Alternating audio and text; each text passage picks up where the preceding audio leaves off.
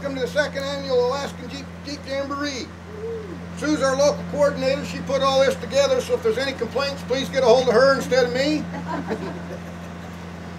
We have 37 vehicles, 71 people, and I'm not, kids are people too. We've got 3 children and 1 dog.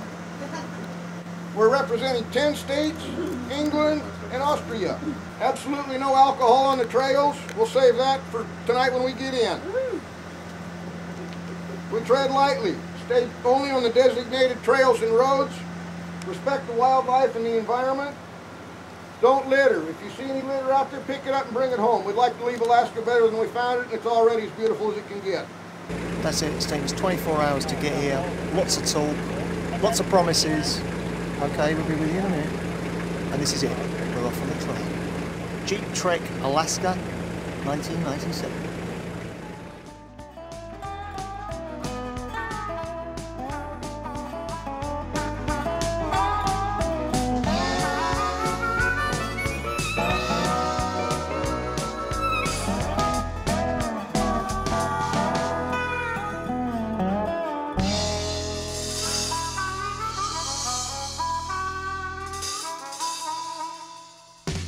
I guess it's fair to say, Greg, that you're not quite the daddy of the Jeep Jamboree, but the son of the daddy of the Jeep Jamboree. I am the son of the daddy of the Jeep Jamboree program. What is Jeep Jamboree? What does it mean to the American public, and indeed the international public? The Jeep Jamboree is a family-oriented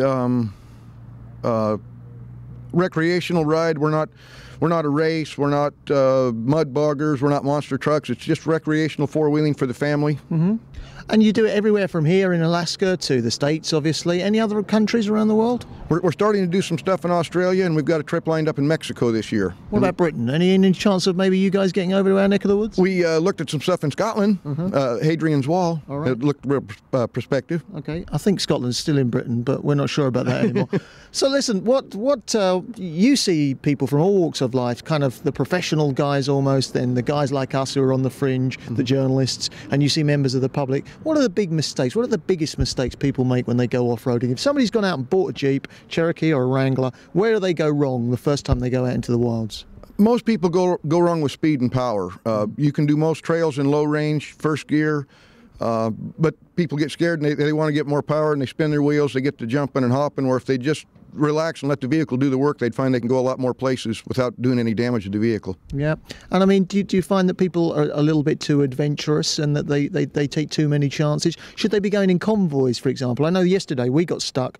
I got stuck in a place that I didn't believe I would have got stuck, and had I been on my own, I would have been completely screwed. You should never go by yourself. You should always take at least one other vehicle. You should have some type of communication, a CB radio, a cell phone, water with you, enough supplies to last a day or two.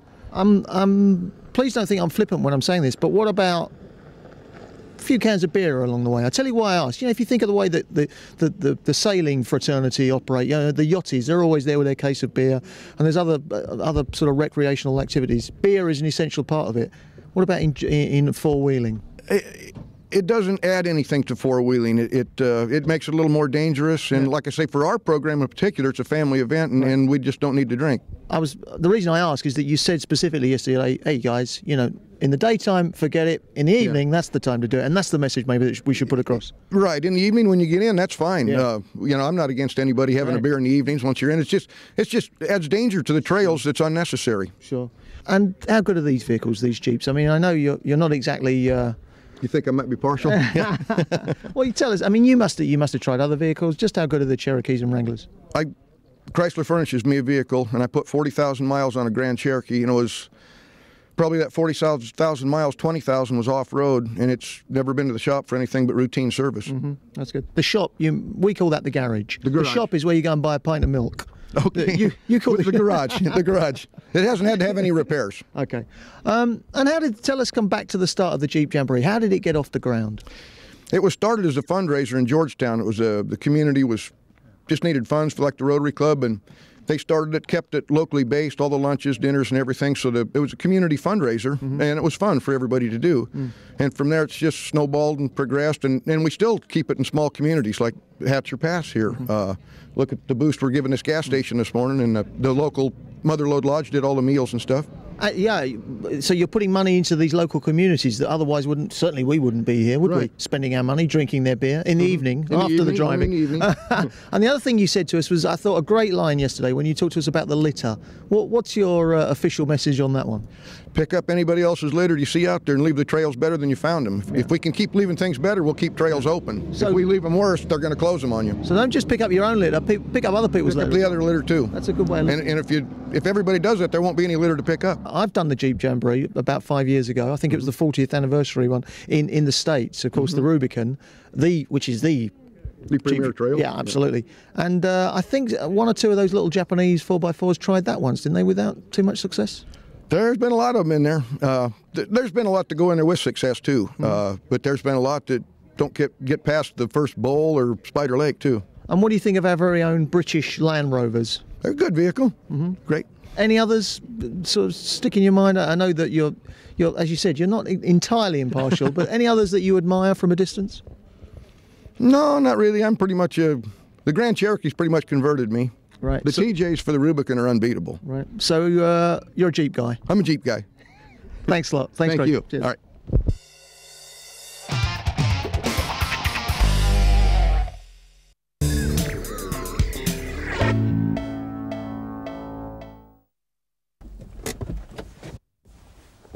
Hi, I'm Nick Weir, and I'm on a tour of the country meeting people whose lives are completely obsessed by the cars and machines they love.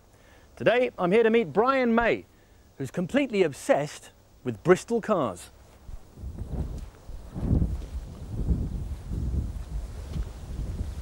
Mama's little baby loves shortening, shortening. Mama's little baby loves shortening bread. Mama's little baby loves shortening, shortening. Mama's little baby loves shortening bread. Bravo, maestro! I'm Nick Weir. How are you? Hello there. Nice to meet you. How are you? What are you doing? Well, at the moment, I'm just sort of making the final adjustments on a differential for a Bristol 2 litre. Well, for a second, just back up a little bit for my benefit and for the benefit of some of the viewers. Yeah. Bristol cars, just tell me from the beginning a little bit about them. Yeah, well, Bristol cars, in actual fact, were built by the Bristol Aeroplane Company initially. That was just after the war. When they stopped building aeroplanes, they started building cars, and this is one of those very cars they built shortly after the war. It's a 2 litre, Bristol 2 litre. So how many years back did they go? Well, you're talking about 50 years now. About 1947, I think the first one came out. And what brought you to Bristol's in the first place? Well, curious enough, a friend of mine said, my boss has got this 401.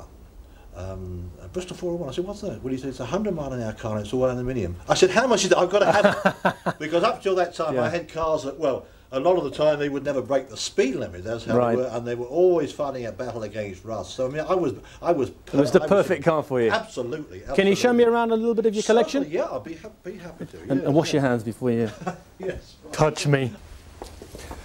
So Brian, tell me a little bit about the type of person who buys a Bristol. Well, it's someone who's certainly done a bit of research. They know the cars well. They've quite often had a car in the family, like the father had one, or the uncle had one, or someone down the road had one. Yeah. So an enthusiast is someone that's done a bit of research before they buy. Oh yeah. I would say. Yeah, they've certainly looked in the car. Wow! Look at all these cars. How many have you got? Well, I suppose there's probably about 15 to 20 here.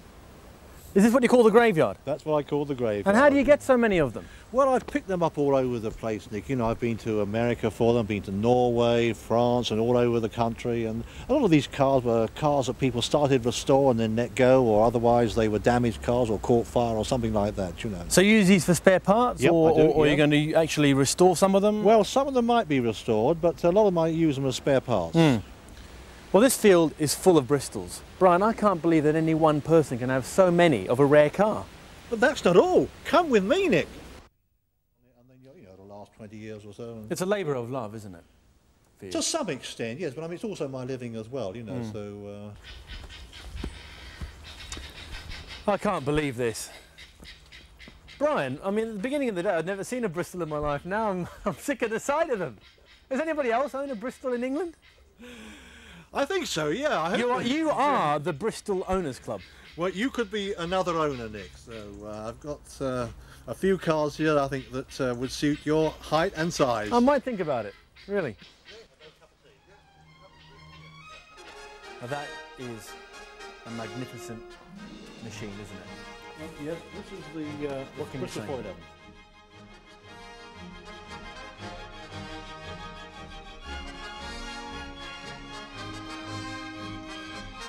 You can fit 4 6-foot people in these, can't you?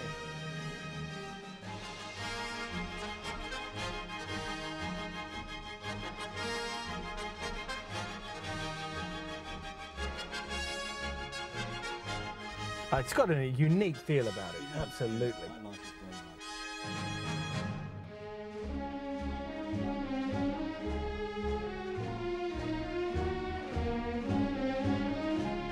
So when I first heard about this interview, Brian May, and I got the, I actually thought I was going to meet the guitar player from Queen.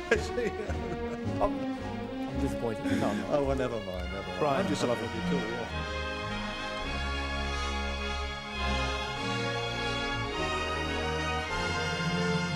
Going for a test drive in this gentleman's club on wheels certainly gets you thinking. This car costs the same as a new Alfa 156. V8 hand-built quality, timeless styling, or a 1990s Alfa styling? What a choice.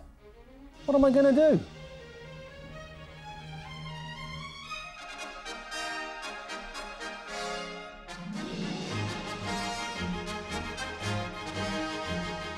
Nice to meet you.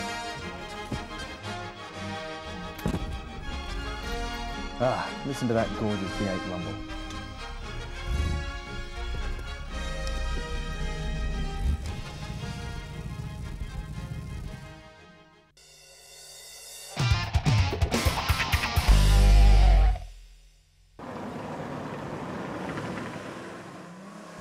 This is a very important car for Hyundai.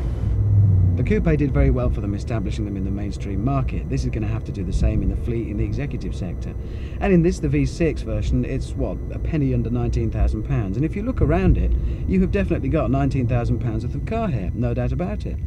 You've got power everything, air conditioning, power seat for the driver, £20,000 of the car. The problem is, if you take it right to the front of the car, it's got that Hyundai badge. And at the end of the day, half the time, how we define a car is more to do with how we define the mark that manufacture it.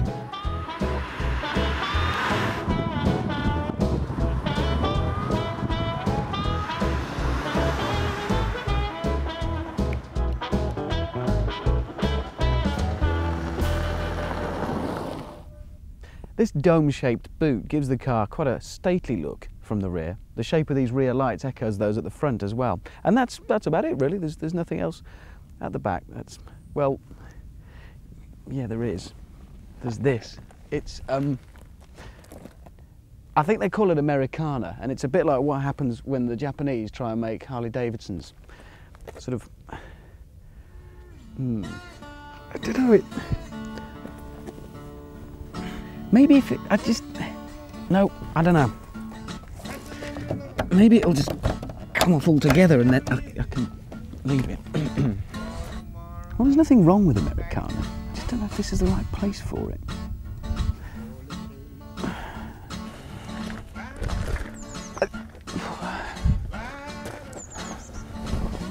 I don't know. I do not know. Baby, let me rest.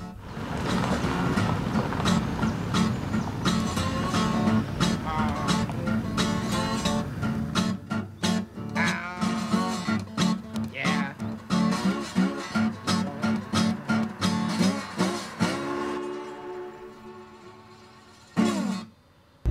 If you look around it, you've got £19,000 of the car, there's no doubt about that. The car grows on you from the point of view of looks. I actually think it's quite a handsome looking thing, apart from the back. At the end of the day, this is more of a marketing story than anything else. The case is, the car's fine, no problem. It's a pleasant drive, it's got all the kit on it, I'm sure it'll last and last. Hyundais don't fall apart. The problem is, it is a Hyundai. It has that Hyundai badge on the front, and how will people take it? It is a marketing story at the end of the day, and that is about us identifying who we can do a good job with, understanding what that's all about, and then going out and doing it. And so we've spent quite a bit of time getting ready for this launch. We've known about it for some time, and we've been preparing the ground particularly to tackle the business user market. So we're talking about companies traditionally have maybe sort of under 10 cars rather than the big fleets, where we think we can do a good job of work. So we've been preparing the ground in terms of getting our dealers, identifying who their target customers are locally, getting them to understand the requirements of dealing with that marketplace, and getting our offer right. Not just the car, but everything that goes around that. So for instance, we're offering 3 years free servicing to the business user community with this car. So yeah, a lot of time's gone into the marketing planning. And finally, Ken, what about the back of it? Well, maybe we're not aiming our car at you. There are 3 different versions, 2 different engines, both petrol, one 4-cylinder 2-litre. This is the V6 2.5 litre, a completely new engine, redesigned. Good news to anybody who's ever had anything to do with the previous V6 engine version. This one isn't quite as bad. You're still going to be looking realistically at below 20 miles to the gallon around town, but it is a V6. It is going to be a thirsty thing. Prices start from $13,999 for the entry level, that's with a 2-litre engine, rising up to this, which is the top of the range. It costs £18,999. But the good news is there is £19,000 worth of car here. There's an awful lot of equipment. Right the way through the range, all of them have ABS, they have a passenger and a driver's airbag, they have air conditioning as standard. There's an awful lot of equipment up to this level when you've got automatic air conditioning, cruise control, electric driver's seat, leather, everything you'd expect to find in a luxury car. And that is where there is maybe a bit of a problem sets in. At least that's the issue here. The car's fine, it drives well, looks well, you get used to it. But here it is, there's the issue. At the end of the day, however good the car is, it is a Hyundai. One thing it can't be accused of is being bland. It has a definite image. Whether or not you like it is a different thing entirely, but it has presence on the road. These flares over the wheels, front and rear, are a reference, I suppose, to the coupe that has done so much for Hyundai. It's really put them in the mainstream and is continuing to sell very well. They're hoping, obviously, this is going to do the same thing in a very different market. The coupe, young, trendy. This is more your executive. It's a company car. At least that's what Hyundai hope. The prices make sense. There's an awful lot of equipment.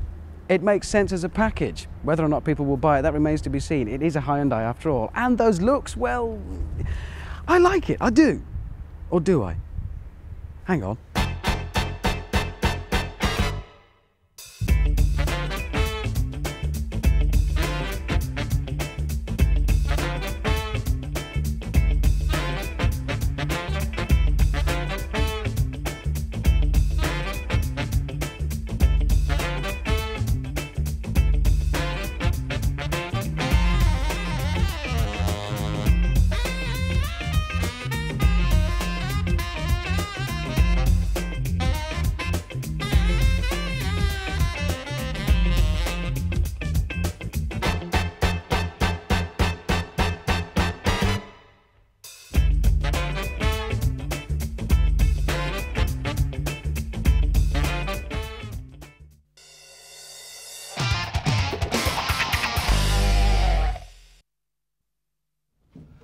Welcome back to Build a Car Right. Today's the day. Today's the day that we finally fix the bodywork into position. Now, I know it's looked like it's been there all the time, but really it's only actually been on a temporary fix. As you can see, it's quite loose. But today we're going to use rivets and a little bit of sealant and get all the bodywork stuck on properly. I'll go and find the right kit. See you in a few seconds. Right, I've got all the kit I require. My silicone sealant, a pair of riveting pliers and a bag of rivets. This is where I'm going to start. See if I can squeeze some out of here. Yeah, it's coming. Just move that back. Run a little bead of silicone down there. Let's do another one. Shouldn't need a lot on there. Just line these up. The holes are already pre-drilled. Put one in temporarily.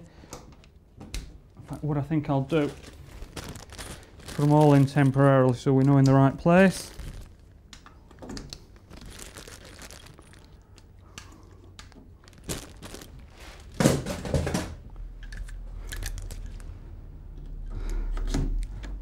Pop the riveting pliers on, squeeze.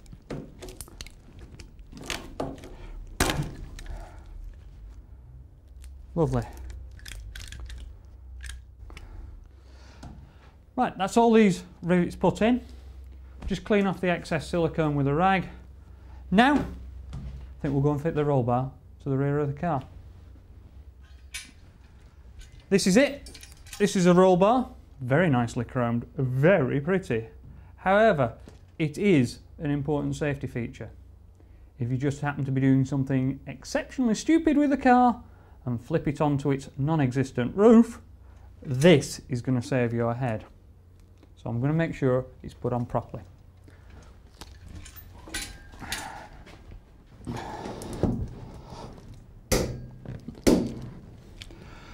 Right, because this is a safety item, and as with a lot of things on this car, there's a specific tightness that you've got to tighten that bolt up to. And we're using a torque wrench, and the bolts on the rollover bar are at 47 Newton meters, which we put on this scale there, tighten them up until it clicks. Just do this one as well, and then we know we're both done. And when you hear that click, that's the bolt tightened up to the right tension. I'll go and find something else to do now, I think.